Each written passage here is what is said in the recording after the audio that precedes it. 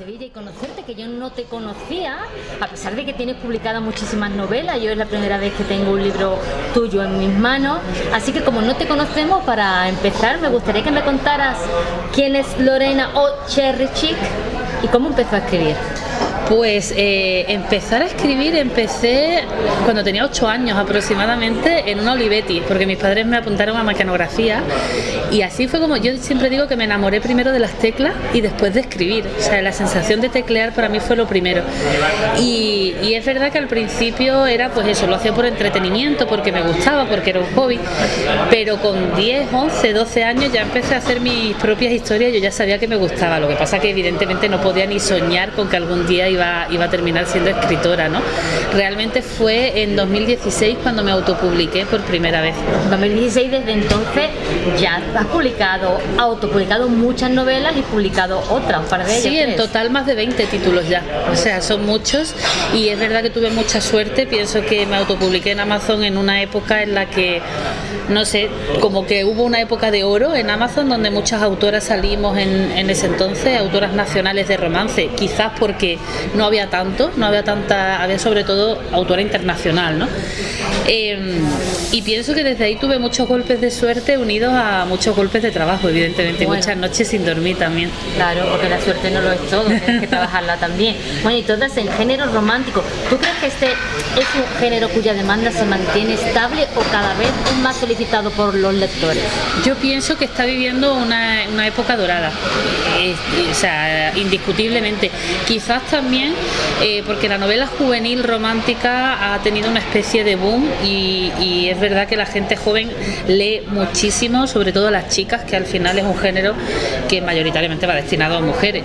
Entonces pienso que la novela romántica cada vez va a más y a mí me alegra muchísimo que así sea. De todas formas, tus novelas sí tienen un componente más adulto, porque sí tocas temas que son como más enfocados a gente con una cierta edad. Sí, tengo otras novelas que son más juveniles, pero esta, por ejemplo, es una novela romántica adulta con temas y reflexiones muy para la mujer del día a día, ¿no? Uh-huh. Sí que es verdad que me lee gente muy joven que pienso que también puede aprender mucho, pero mayoritariamente el público son mujeres adultas.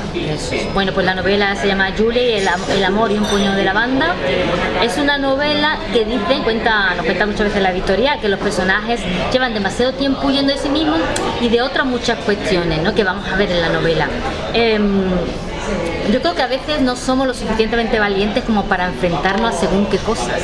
Así que me gustaría que nos contaras de qué trata la novela y a qué se van a enfrentar estos personajes, de los que después hablaremos un poquito más. Sí, pues la novela empieza con Julia, que tiene 25 años, ella vive en Los Ángeles, es de descendencia italiana y española. Pero bueno, recibe una llamada y tiene que volver a Valdelila, que es un pueblo perdido en el sur de España, en Andalucía, en el interior. El pueblo es ficticio, pero bueno, tiene que volver porque su prima Fiorella la llama por una urgencia familiar.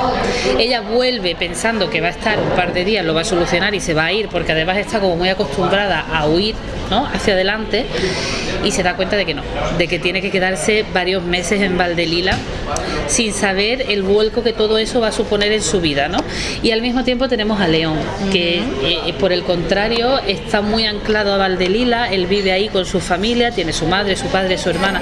Parece que lo tuviera todo, pero sin embargo está muy enfadado con la vida por X cosas que le han pasado en el pasado, valga la redundancia. Entonces está como muy enfadado con el mundo en general. Entonces es un choque de personalidades muy diferentes, pero muy bonito de ver también. Bueno, has comentado hace un momentito que es un género que generalmente está más enfocado al público lector femenino, pero también yo he conocido autoras de tu género que también me confiesan que hay chicos que le leen. En tu caso... Sí hay algunos y da muchísima alegría cuando algún chico o algún, muchas veces novio o marido de alguna de mis lectoras te dice, pues yo también te he leído y también me gusta mucho y tal, y te da mucha alegría, pero puede ser, no sé, un 2, un 3% del público. Al final el público objetivo es mayoritariamente femenino, pero porque pienso que las mujeres estamos mucho más enfocadas a las emociones y a todo lo que sea reflexionar acerca del amor, acerca de lo emotivo. Los hombres al final pues no están tan enfocados en eso, ¿no? Quizás se van más a la novela negra, al thriller, a otro género, pero por fortuna ya hay hombres que nos leen y ojalá cada vez sean más. Sí, va dejando de ser casi un género menor, que hace muchas décadas era un género menor, para ocupar su espacio dentro de lo que es el abanico de género literario. Exactamente. Bueno, Julia y León son los personajes principales, tú lo has dicho, son personajes muy distintos. Ellos cumplen esa máxima de que los polos opuestos se atraen, ¿verdad? Totalmente. O sea, de hecho, si no fuera porque la novela tiene un componente del fake dating, que es este cliché que tan de moda está ahora, ¿no? Que es el de fingir una relación, pues posiblemente Julia y León no se habrían encontrado nunca o no se habrían estado juntos el tiempo suficiente como para darse cuenta de que realmente en lo esencial no son tan diferentes, ¿no? A priori sí, porque ella es una persona extrovertida, inmadura, mimada incluso, ella misma lo dice, y él es muy serio, muy gruñón, muy introvertido. Entonces es verdad que al principio el recurso viene muy bien porque viene dado de una manera muy natural para que tengan que fingir, pero poco a poco ellos y los lectores se van dando cuenta de que realmente no son tan distintos. Y ese choque de caracteres también genera pues escenas un tanto cómicas y de humor, ¿no?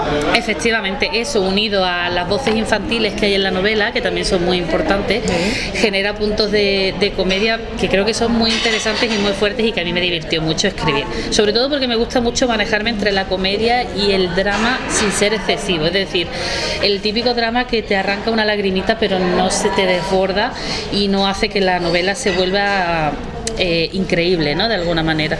Sí, que no te lo puedas creer. Bueno, ¿qué emociones o sensaciones van a atravesar la relación de amor entre Julia y León? Yo pienso que, aparte de, evidentemente, una historia romántica, que es lo más importante de la trama, ellos también van a descubrir muchas cosas de ellos mismos. Julia, por ejemplo, va a descubrir muchas cosas acerca de cómo lleva huyendo hacia adelante toda su vida, prácticamente. Y él, posiblemente todo lo contrario, cómo se ancla a un lugar para no afrontar lo que no quiere ver, ¿no? Entonces, pienso que no solo aprenden muchas cosas relacionadas con las emociones juntos al enamorarse, sino que cada uno hace un camino de autoconocimiento muy interesante de leer. Hay más personajes, dos de ellos que me gustaría que resaltáramos. Uno es Fiorella y el otro es su hijo Giuliano, que no puede contar de ellos. Bueno, Giuliano a mí me tiene robado el corazón completamente. Es un niño que sale ya en el capítulo 1 y que hay mucho desparpajo. Mucho. Y tiene, o sea, Giuliano es el resultado y es lo que hace al lector ver cómo podemos afectar a la infancia sin darnos cuenta, ¿no? Y cómo una mala gestión y cómo al final una mente inocente puede verse abrumada y atosigada hasta el punto de ser completamente infeliz al principio de la novela a consecuencia de su madre, ¿no? Y cómo el propio niño va haciendo una evolución y empieza siendo un mini adulto y acaba siendo un niño de 6 años, que es lo que tiene que ser en todo momento, que al final ningún niño debería de cargar con responsabilidades o emociones de los adultos que le rodean. Si su madre tiene ahí como un conflicto que me lleva a un tema como es la maternidad y la crianza, que me parece muy importante y muy actual. Sí, totalmente. Yo soy madre de 2 niñas, tenía muchas ganas de hablar de la maternidad. Sí que es verdad que mi maternidad es muy tradicional, porque al final pues estamos mi marido, mis hijas y yo, pero no dejo de ver que hay otras realidades de las que no se habla tanto, ¿no? Como son la maternidad cuando no te la esperas o cuando no eres tú la que pare, o cuando el niño no es un bebé sino que ya tiene 5 años o 6 años, o incluso la maternidad cuando no es deseada y cuando es incluso obligada. Y cómo afecta eso a la mujer que se ve abocada a hacer algo que no desea y a la criatura que trae al mundo, ¿no? Hay al final del libro un agradecimiento. Tú hablas de esas amigas que son madres como tú, de las que no quieren serlo y de las que por desgracia pues no pueden. Y leyendo esa frase recordé una anécdota que me contó una autora en relación a una novela que ella publicó en la que ella hablaba de la maternidad, y se hablaba de lo difícil que era para esas mujeres que quieren ser madre y no poder serlo, enfrentarse a la crítica, entre comillas, de la sociedad, esos comentarios típicos de ay, tú no vas a ser madre nunca. Exactamente. Y resulta que esta chica a la que le hacían estos comentarios, la pobre mía, había tenido muchísimos abortos y lo tenía todo silenciado. Exactamente. Pienso que hay dos cosas. Por un lado, lo tabú que todavía sigue siendo el tema de los abortos, ¿no? Y lo poco naturalizado que está el hablarlo. Yo misma he tenido 2 abortos también. Y cuando comencé a decirlo, había muchísima gente conocida que me decía, yo también tuve. Es como que no se habla. Eso por un lado. Y luego la conciencia que tenemos que tomar de no preguntarle a una mujer mujer cuándo va a ser madre, pero ya no solo cuando no tiene hijos, sino cuando yo recuerdo cuando tuve a mi primera hija, que mucha gente me decía, y el segundo, y nadie es consciente de la realidad que hay en tu casa, a nivel económico, a nivel social, a nivel emocional. Entonces debemos dejar de presionar a las mujeres con este tema, porque la maternidad es preciosa cuando es deseada y cuando llega bien, pero cuando no llega o cuando no se desea se puede convertir en un infierno. Totalmente. Bueno, como hemos dicho, la novela no solamente se centra en el romanticismo, sino que explora quizá uno de los grandes males de nuestro tiempo, que es el estar siempre con la prisa, el vivir pensando en el mañana en vez de en el presente, el hecho de no sentirnos en el lugar apropiado. Todos son temas que tú de manera transversal vas tocando en la novela. Sí, al final lo de Julia no deja de ser una vuelta a sus raíces, ¿no? Y a sus veranos de infancia, y a darse cuenta de que está persiguiendo unas metas en las que ya ni siquiera sabe si cree, porque realmente no se ha parado a pensar si es feliz. Y yo pienso que esto es una enfermedad que nos atañe a muchísima gente hoy en día, el perseguir objetivos que igual nos plantamos hace 5, 10 o 15 años sin pararnos a decir, vale, pero esto realmente es lo que yo quiero, o yo quiero irme al pueblo y vivir tranquila y ya está, y todo esto me está sobrando y vivo con una ansiedad que me está enfermando.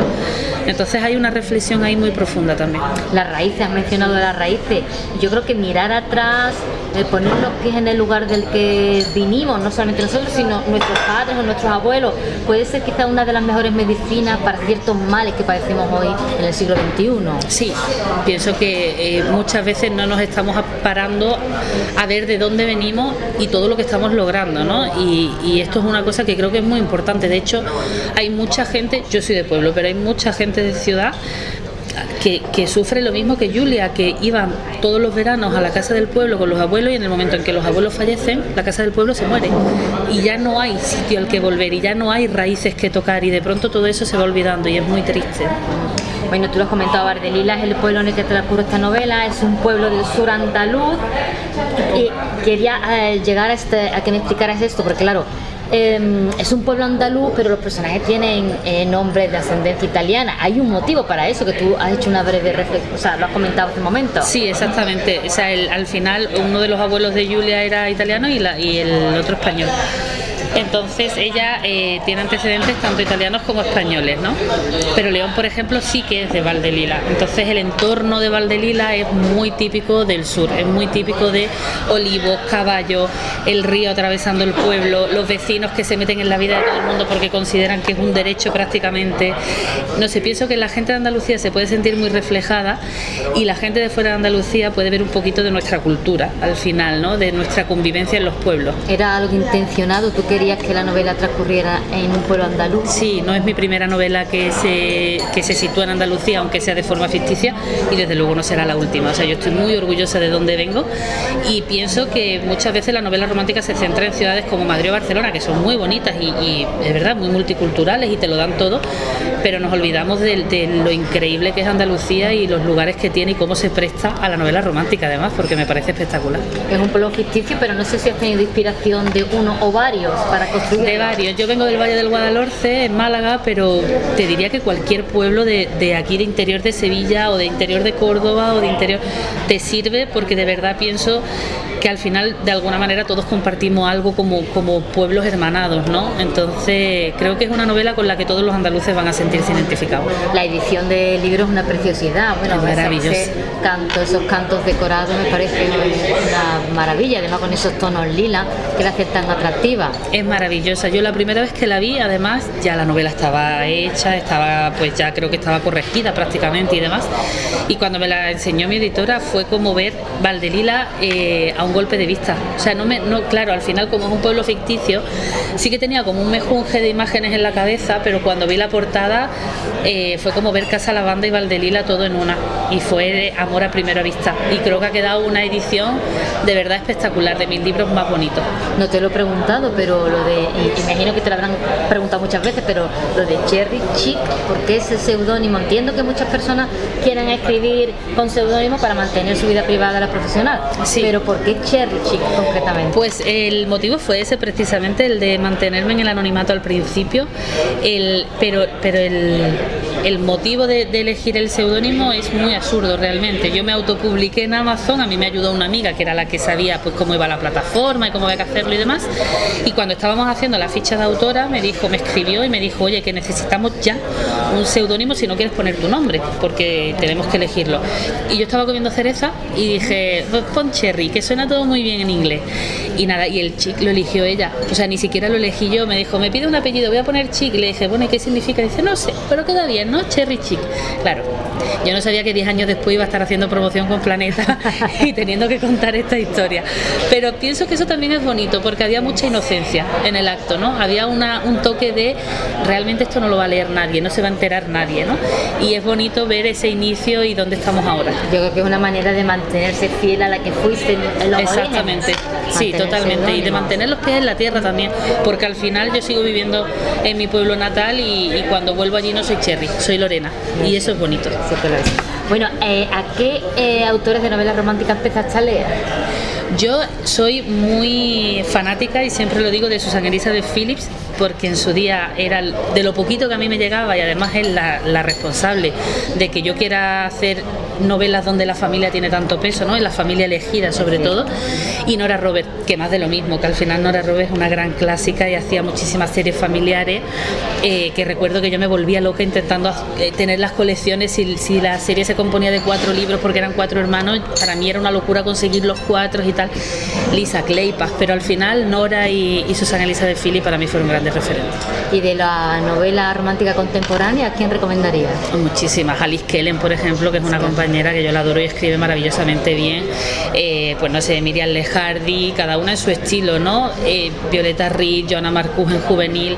Pienso que por fortuna en España, Elizabeth Benavent, tenemos muchísimas autoras que saben muy bien lo que hacen, cada una tiene un sello muy marcado y todas nos diferenciamos de alguna forma, y eso es muy bonito.